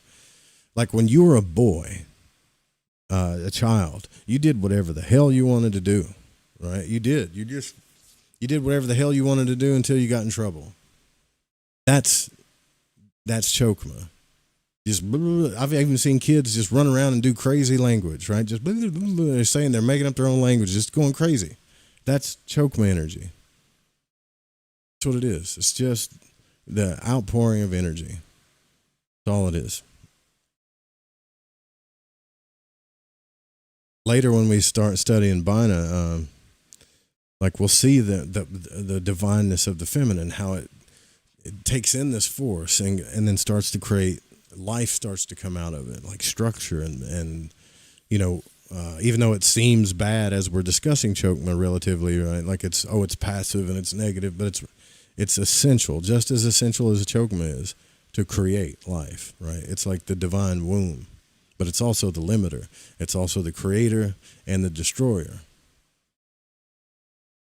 Which is why even in relationships, most of the time, people don't talk about this a lot, but most of the time it will be the female that destroys the relationship. Right? If it's not growing something that she's thinking, if she's feminine, it could be the other way around. Let's just say the feminine person in the relationship. So if it's not growing something that I guess it desires to grow and giving life to it in a structured way or in the whatever way, it's not that it just destroys it immediately. That's not divine at all.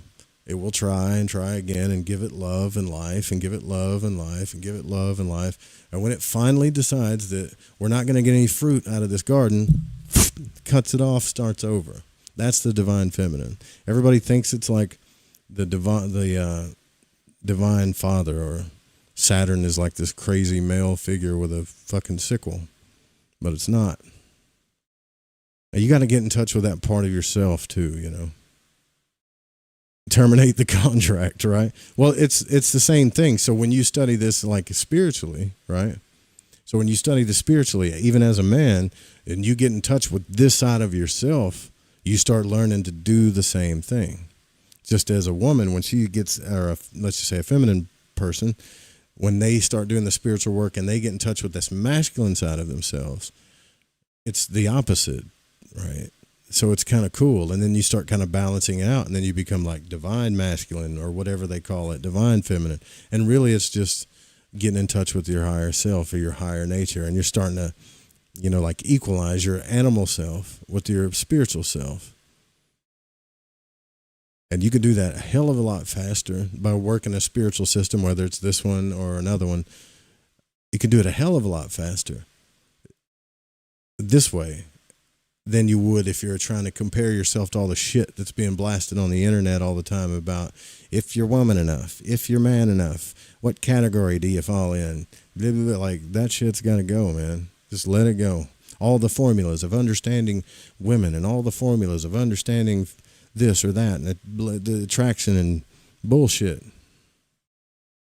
Just, I mean, sure, some of that stuff's real, but it's not going to spiritually, like, it's just going to leave you more, it's more comparison. It's just going to leave you more, it's just going to cause more suffering in you. Yeah. All right. We got to get out of here. We'll be back tomorrow night, but then we're going to talk about the Divine Mother. We're going to talk about Bina.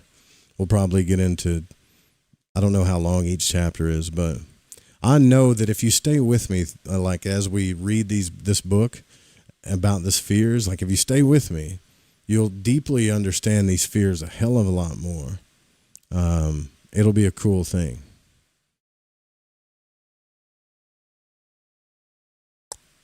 Yeah. Good night, y'all. Sweet.